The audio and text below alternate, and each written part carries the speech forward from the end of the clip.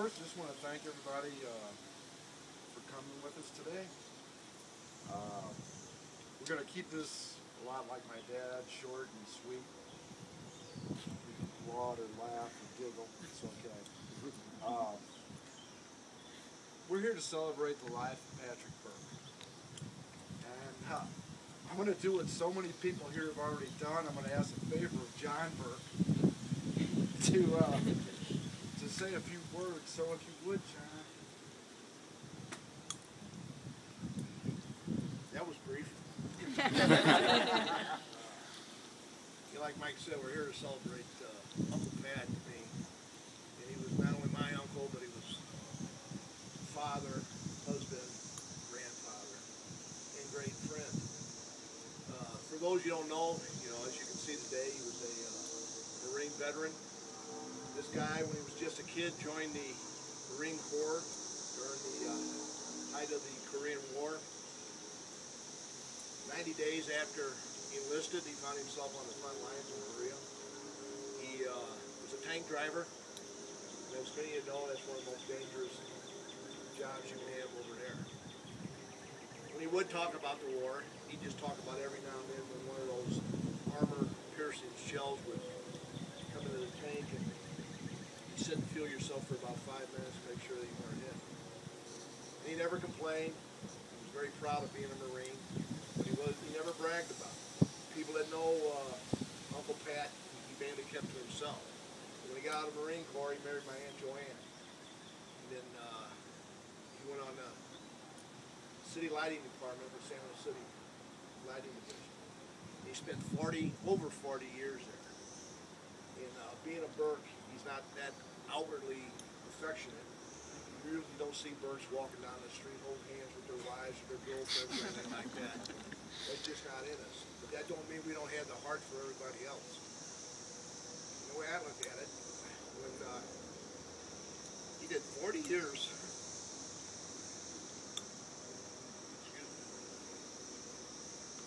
he did 40 years, never missed a day.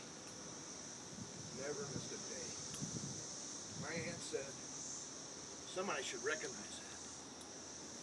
Well, they did. And I'll never forget, Marty Boosie got a proclamation passed through the Board of Aldermen recognizing the fact that this guy went 40 years and never failed to show up to work.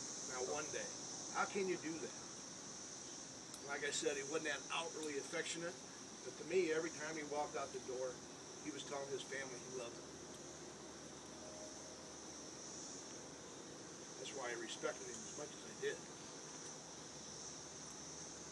This is the guy I wanted to be. This is the guy that never complained. He was always the toughest guy in the room and didn't have an ounce of bully in him. This is the guy that every time you saw him, he had that Hollywood smile.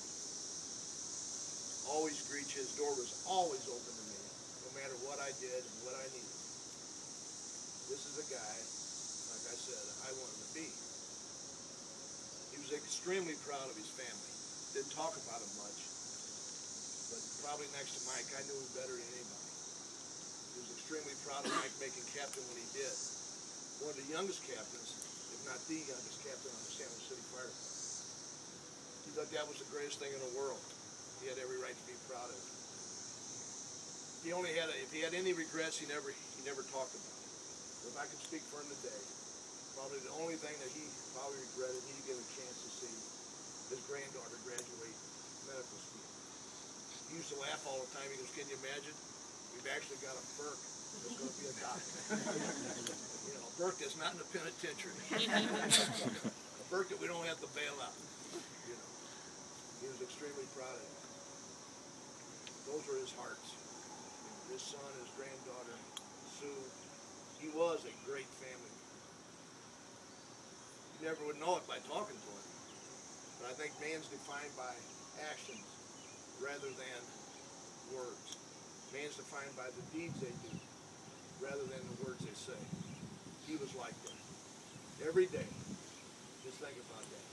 Over 40 years, no matter how hot, how cold, how terrible the weather was, and then you that know him, he worked outside. He went to work. Never missed a day. when they had that retirement party down at Hodax, and he was presented with his resolution, there's actually a Patrick Burke Day in the city of St. Louis because of that, thanks to Marty. I was standing next to one of his friends, and his friend says, hey, you know what kind of man your uncle is? I go, what kind of man is he? Well, my Uncle Pat had a friend named Rich. And unfortunately, he got cancer while they were working.